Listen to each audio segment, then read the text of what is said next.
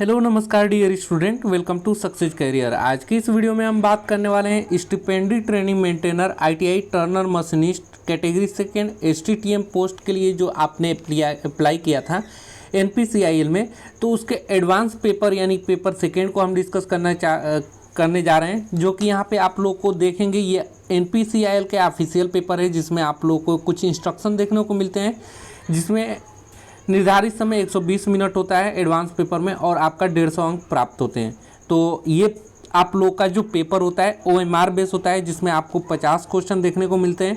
एक क्वेश्चन का आंसर सही करते हैं तो आप 3 मार्क्स दिया जाता है और यदि गलत करते हैं तो 1 अंक काट भी लिया जाता है। यहाँ पे ध्यान दीजिएगा, यदि आप जब पेपर देने जाएंगे एनपीसीआईएल के, तो आपके जो बुकलेट है उसमें 50 क्वेश्चन होने चाहिए। यदि क्वेश्चन छूट गया हो तो आप उसे बदल लीजिएगा, ठीक है। तो आपका जो पेपर होने वाला है एनपीसीआईएल का, जो आईटीआई टर्नर मशीनिस्ट इस कैटेगरी सेकेंड एसटीटीएम पोस्ट के लिए है, तो इसमें आप लोग का जो पेपर होगा ओएमआर बेस पे होगा, पेपर सेकेंड और पेपर फर्स्ट भी।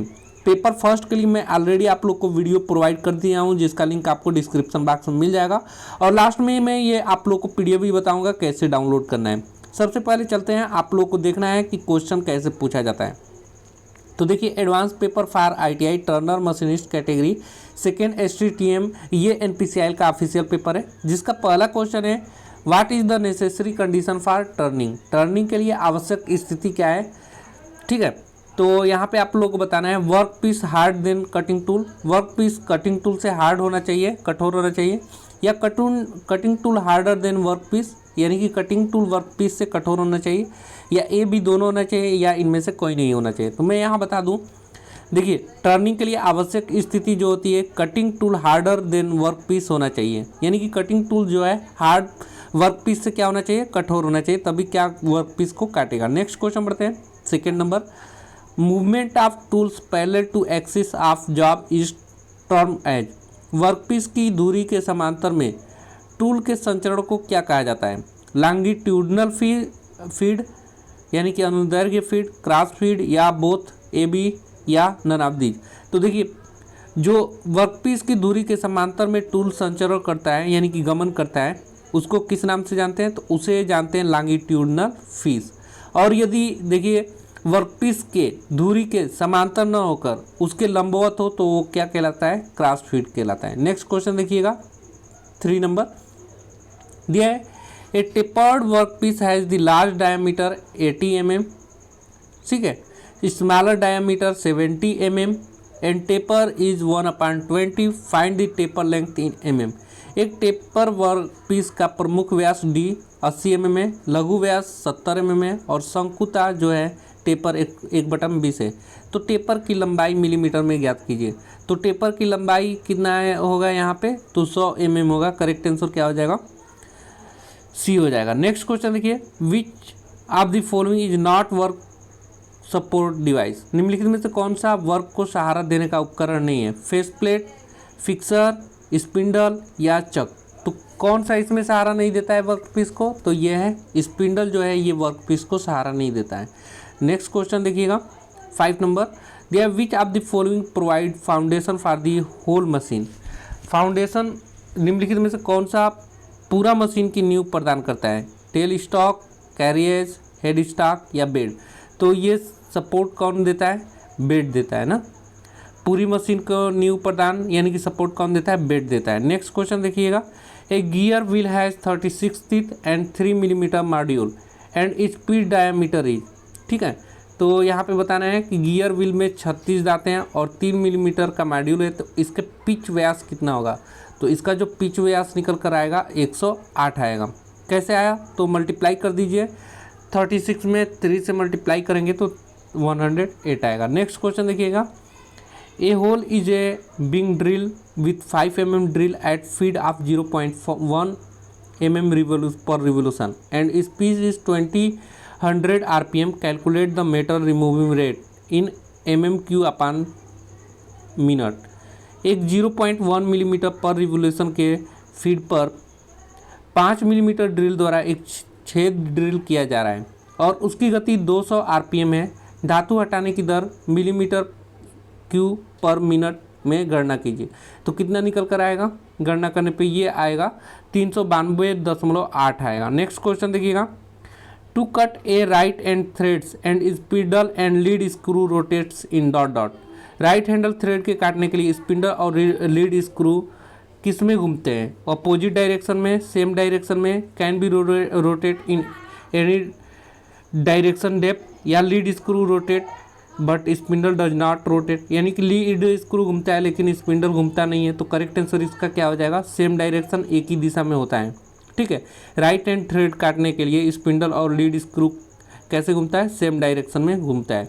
नेक्स्ट क्वेश्चन देखिएगा, 1 इंच इक्वल टू mm में बताना है, तो 1 इंच कितने मिलीमीटर के बराबर होता है बताइए। अगर आपको पता है तो देखिए 1 इंच जो होता है ये 25.4 mm के बराबर होता है। करेक्ट आंसर क्या हो जाएगा, और यही देखिए 1 इंच में कितना हो गया 25.4 mm, जो कि मुझे क्या लग रहा है गलत, नहीं सही है। ठीक है, नेक्स्ट क्वेश्चन, यही सेंटीमीटर में बोलता है तो सेंटीमीटर को कितना हो जाता है 1 इंच में, 1 इंच में पूछेगा सेंटीमीटर में तो 25.4 सेंटीमीटर होता है, ये याद रखिएगा, दोनों इंपॉर्टेंट है। नेक्स्ट क्वेश्चन देखिएगा 10th नंबर, देखिए अगला है, while machining cast iron what should be the coolant. Cast iron की मशीनिंग के लिए शीतलक क्या होना चाहिए, वायु, केरोसिन, मशीन ऑयल होना चाहिए या कोल्ड वाटर होना चाहिए। तो करेक्ट आंसर क्या हो जाएगा, एयर होना चाहिए। करेक्ट आंसर ए हो जाएगा। नेक्स्ट क्वेश्चन देखिएगा, the axial advantage in one rotation of a single start screw is known as of the thread. Single start screw के एक रोटेशन में अक्षीय उन्नति को थ्रेड को किसके रूप में जाना जाता है, हेलिक्स के रूप में, डेप्थ ऑफ कट के रूप में, पिच डायमीटर के रूप में या पिच के रूप में। तो करेक्ट आंसर यहाँ पे क्या हो जाएगा, पिच के रूप में इसे जाना जाता है। नेक्स्ट क्वेश्चन है, how much percentage chromium is there in HSS high steel. ठीक है, इसमें HSS में हाई स्पीड स्टील में कितना प्रतिशत क्रोमियम होना चाहिए, तो कितना परसेंट क्रोमियम होता है, तो ये होता है 4% हाई। ठीक है, HSS में हाई स्पीड स्टील में प्रतिशत जो होता है 4% होता है क्रोमियम का। नेक्स्ट क्वेश्चन देखिएगा, a hole whose lower deviation is 0 is called basic hole which one of the following letter indicated basic hole. एक छिद्र जिसका निचला विचलन शून्य है उसे बेसिक छिद्र कहा जाता है। निम्न से कौन सा अक्षर बेसिक छिद्र को दर्शाता है, EFGH। तो करेक्ट आंसर क्या हो जाएगा, 13 का हो जाएगा DH, करेक्ट आंसर हो जाएगा। Next question, mild steel work can be matched machine dot dot rake angle. Mild steel का काम डॉट डॉट रेक कोड के साथ किया जाता है, ऋणात्मक, धनात्मक, कोई भी कोड या कोई भी नहीं। तो इसमें करेक्ट आंसर क्या हो जाएगा, करेक्ट आंसर आपका धनात्मक हो जाता है, पॉजिटिव हो जाता है। देखिए आपको ये PDF यहाँ NPCIL के 18 प्रीवियस ईयर को क्वेश्चन का लिंक आपको डिस्क्रिप्शन बॉक्स में मिल जाएगा, जाकर डाउनलोड कर लीजिएगा, जो कि ऑफिशियल पेपर है NPCIL के। नेक्स्ट क्वेश्चन देखिएगा, दिया है 50 नंबर, in a shaper machine if the length of the cutting stroke is 10 mm and time required by the cutting stroke is 5 second then find the value of cutting speed in mm per second. यदि shaper machine में cutting stroke की लंबाई 10 millimetre है और cutting stroke के लिए 5 second का समय लगता है तो काटने की गति का मान मिलीमीटर प्रति सेकेंड कितना होगा, तो ये हो जाएगा आपका 2 मिलीमीटर प्रति सेकेंड। नेक्स्ट क्वेश्चन देखिएगा, which of the following is not an alloy. निम्नलिखित में से कौन सा एक मिश्र धातु नहीं है, मिश्र धातु नहीं है, ब्रास, कांस्य, तांबा और स्टील। तो यहाँ करेक्ट आंसर क्या हो जाएगा, जो कापर है ये मिश्र धातु नहीं है, बाकी स्टील, ब्रोंज और ब्रास ये सभी क्या है, मिश्र धातु हैं। अगला क्वेश्चन देखिएगा 17 नंबर, there the pattern on the work surface caused by the movement of the cutting tools is called dot dot.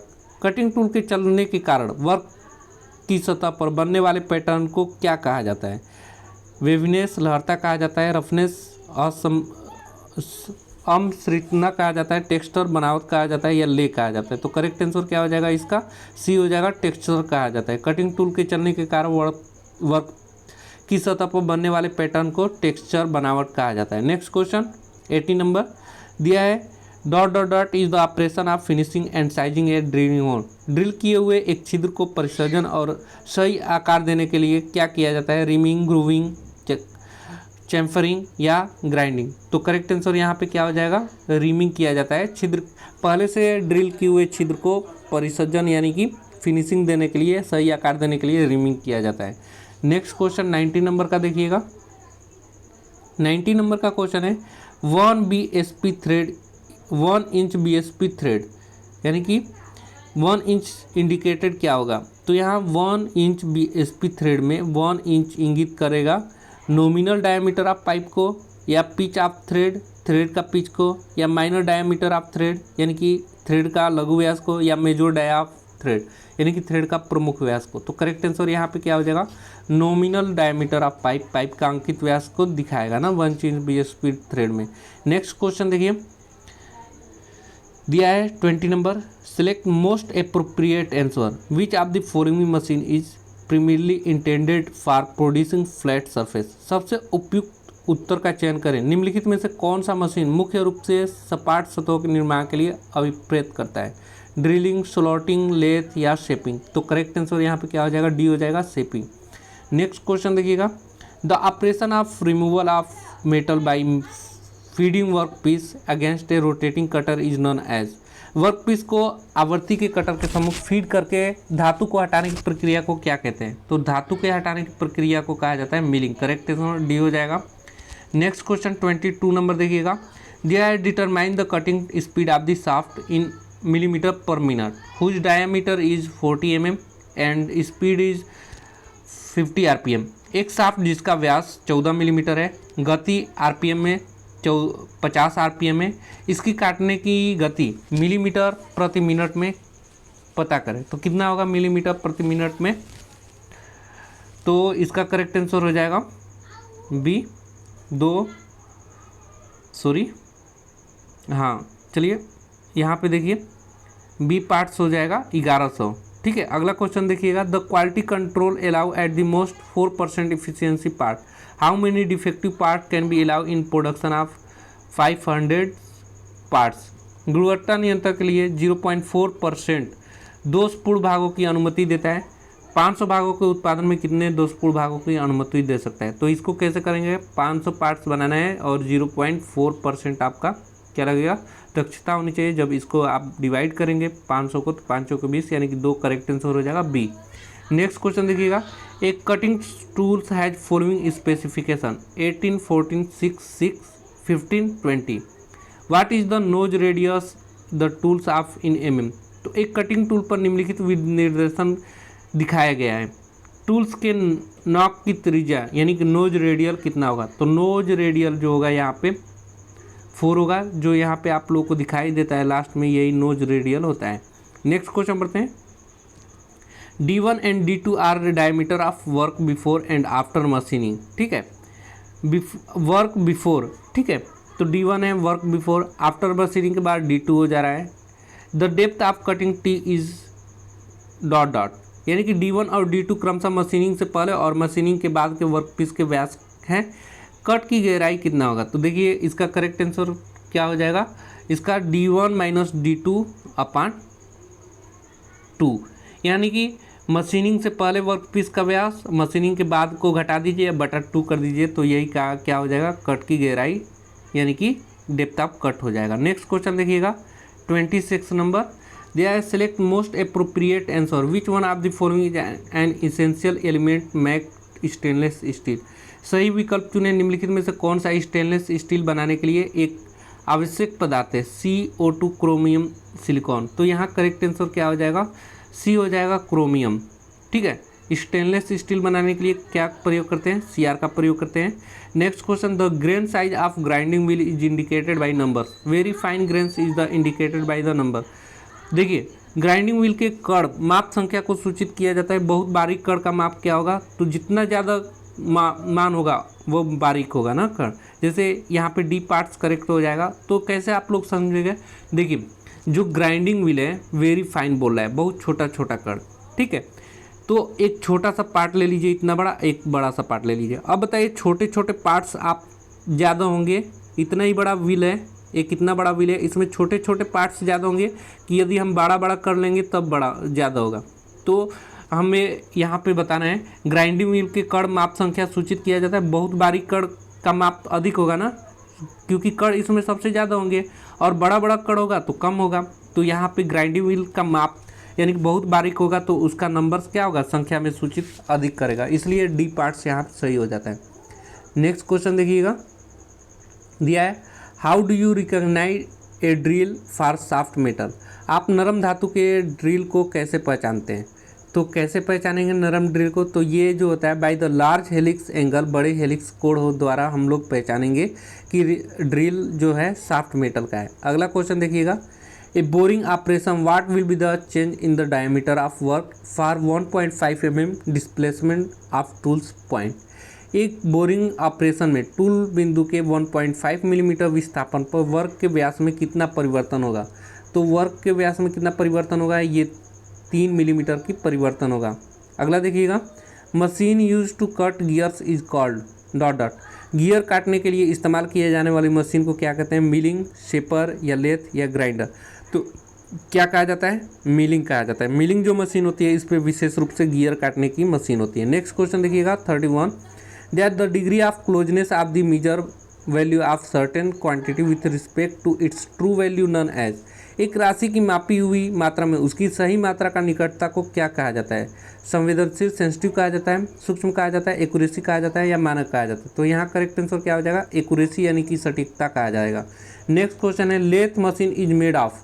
Lathe machine किसका बना होता है, डायमंड का, प्लास्टिक का, वुड का या मेटल का। तो यहाँ करेक्ट आंसर क्या हो जाएगा, मेटल का। लेथ मशीन किसका बना होता है, मेटल का, धातु का बना होता है। नेक्स्ट क्वेश्चन देखिएगा, a tool which is use to enlarge a previous drill hole is known as.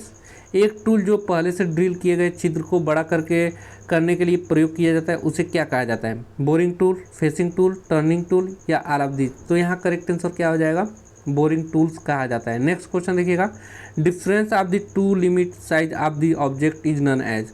वस्तु के साइज में दो सीमाओं के अंतर को क्या कहा जाता है, design size, high limit, tolerance या लो लिमिट। तो करेक्ट आंसर क्या हो जाएगा, यहाँ पे सी हो जाएगा, टॉलरेंस कहा जाएगा। वस्तु के साइज में दो सीमाओं के अंतर को क्या कहा जाता है, टॉलरेंस कहा जाता है। नेक्स्ट क्वेश्चन देखिएगा, select correct option which type of chip produce during machine of the mild steel bar. सही विकल्प का चयन करें, एक माइल्ड स्टील बार के मशीनिंग के दौरान किस प्रकार की चिप का उत्पन्न होता है, कंटिन्यूअस चिप का, निरंतर चिप का, डिसकंटिन्यूअस चिप का, टूटने वाली चिप का या discontinuous chip with built up edge or none of this. तो यहाँ करेक्ट आंसर क्या हो जाएगा, ए हो जाएगा, कंटिन्यूअस चिप, निरंतर चिप करेक्ट आंसर हो जाएगा। नेक्स्ट क्वेश्चन देखिएगा 36 number, a tool use to cut outside thread is called. बाहरी थ्रेड काटने के लिए प्रयुक्त टूल को क्या कहा जाता है, ड्रिल कहा जाएगा, डाई कहा जाएगा, टैप कहा जाएगा या रिमर कहा जाएगा। तो करेक्ट आंसर क्या हो जाएगा, डाई हो जाएगा।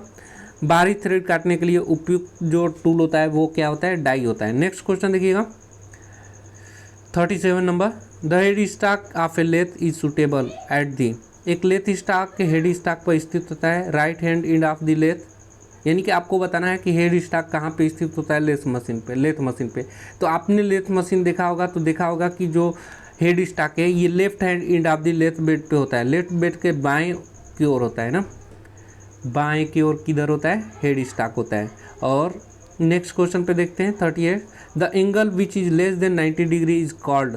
जो कोण 90 डिग्री से कम होता है उसको क्या कहते हैं, तो 90 डिग्री से कम एंगल को क्या कहा जाता है, यहाँ पे न्यून कोण कहा जाता है, एक्यूट एंगल कहा जाता है। करेक्ट आंसर बी हो जाएगा। नेक्स्ट क्वेश्चन देखिएगा 39 नंबर दिया है, विच of the following represent the unit of cutting speed. निम्नलिखित में से कौन सा काटने की गति की इकाई का प्रतिनिधित्व करता है, तो काटने की गति की इकाई का प्रतिनिधित्व करता है, ये होगा मीटर प्रति मिनट। नेक्स्ट क्वेश्चन देखिएगा, work piece held in. Work piece को कहाँ पकड़ा जाता है, हेड स्टॉक में, कैरिज में, चक में या टेल स्टॉक में। तो करेक्ट आंसर क्या हो जाएगा, सी हो जाएगा, चक में पकड़ा जाता है। वर्क पीस किस में पकड़ा जाता है, चक में पकड़ा जाता है। नेक्स्ट क्वेश्चन देखिएगा, dot dot dot drill is the most common type of drill use for all purpose. सभी उद्देश्यों के लिए उपयोग किए जाने वाले सबसे आम प्रकार की ड्रिल का नाम क्या है, स्पेड है, ट्विस्ट है, फ्लैट है या स्ट्रेट फ्लूट है। तो करेक्ट आंसर यहाँ पे क्या हो जाएगा, ट्विस्ट। करेक्ट आंसर बी हो जाएगा। नेक्स्ट क्वेश्चन देखिएगा, in a drill which part help the coolant to flow the cutting as.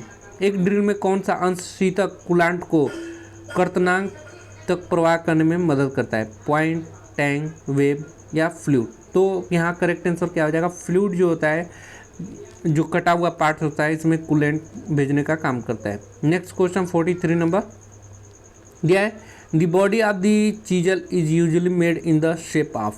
छेनी का खांचा आमतौर पर आकार में बनाया जाता है। किसके आकार में बनाया जाता है? तो ये बनाया जाता है राउंड, गोल आकार में। छेनी का ढांचा किस आकार में बनाया जाता है? राउंड, गोल आकार में। छेनी देखे होंगे आप, जिसे चीजल कहते हैं। नेक्स्ट क्वेश्चन देखिएगा। नेक्स्ट क्वेश्चन है 44 नंबर दिया है, छेनी और हथौड़े से अतिरिक्त धातु को हटाने की प्रक्रिया क्या कहते हैं? Dot dot is an operation of removing the excess metal with the help of the chisel and hammers. Correct answer यहाँ पे क्या हो जाएगा?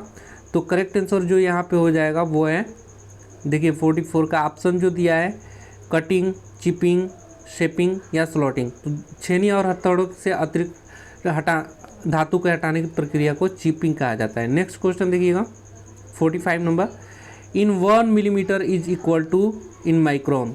तो देखिए 1 मिलीमीटर जो होता है माइक्रोन में किसके बराबर होता है? तो ये आपको रटा रटाया क्वेश्चन होना चाहिए, 1000 माइक्रोन होना चाहिए होता है। नेक्स्ट क्वेश्चन देखिएगा, which of the following hardest material, निम्नलिखित में से कौन सा सबसे कठोर सामग्री है? तो सबसे कठोर सामग्री सिरेमिक है या बोरान कार्बाइड है या सीमेंटेड कार्बाइड है या हीरा है? तो सबसे कठोर मटेरियल जो होता है ये सीमेंटेड कार्बाइड होता है। करेक्ट आंसर सी हो जाएगा। नेक्स्ट क्वेश्चन 47 देखिएगा, the diameter of a hole is measured by in micrometer. एक छिद्र का व्यास माइक्रोमीटर द्वारा नापा जाता है। इनसाइड, आउटसाइड या डेप्थ या नन। तो देखिए जो होल की डायमीटर है वो क्या है?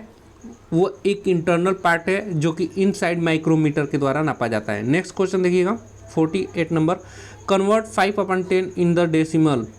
यानी कि 5/10 को किस में बताना है? दशमलव में बनाना है। तो कुछ नहीं करना है, 10 से 5 में भाग दे दीजिए और पॉइंट लगाइए, 0 हो जाएगा, 5 बार जाएगा तो क्या हो जाएगा? 0.5 यहाँ पे करेक्ट आंसर हो जाएगा सी। नेक्स्ट क्वेश्चन देखेंगे, how much is the angle of the metric trapezoid thread. Metric trapezoid thread को कोण कितना होता है? 30, 45, 60 या 90 डिग्री। तो यहाँ करेक्ट आंसर क्या हो जाएगा? जो ट्रेपेजॉइड थ्रेड का कोण होता है, ट्रेपेजॉइड कोण का थ्रेड जो होता है 30 डिग्री होता है। नेक्स्ट क्वेश्चन देखिएगा, in lathe machine when the tool is fed parallel to the rotation of the job work it will be produce dot dot surface. एक लेथ मशीन में जब टूल को जाब के गुणन के समांतर फीड किया जाता है तो यह सतह तैयार करेगा। कैसा? टेपर्ड, हेक्सागोनल, स्फेरिकल या सिलेंड्रिकल। तो करेक्ट आंसर यहाँ पे क्या हो जाएगा? सिलेंड्रिकल टाइप के जो होंगे यहाँ पे सतह तैयार करेगा। तो इस प्रकार हमने एनपीसीआईएल के प्रीवियस ईयर क्वेश्चन को आपको डिस्कस किया। उम्मीद है कि ये वीडियो आपको पसंद आया होगा। वीडियो पसंद आया हो तो लाइक कर दीजिए और चैनल पे पहली बार होंगे तो चैनल को सब्सक्राइब कर दीजिएगा। और एनपीसीआईएल के प्रीवियस ईयर के 18 question practice previous year question को आपने डाउनलोड नहीं किया है तो लिंक आपको डिस्क्रिप्शन बॉक्स में मिल जाएगा, जाकर डाउनलोड कर लीजिएगा। आज के वीडियो में इतना ही। Thanks for watching this video.